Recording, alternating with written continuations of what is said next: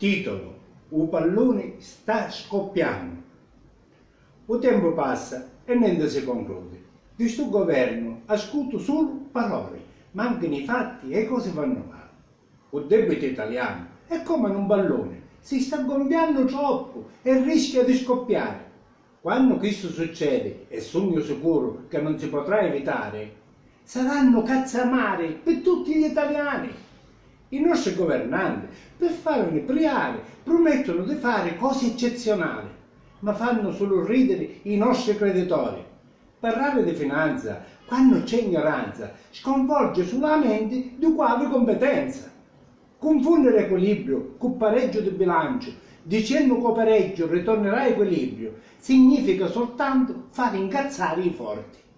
I nostri creditori non sono preoccupati, i soldi che ne restano li vengono tornati, sono troppo sicuri.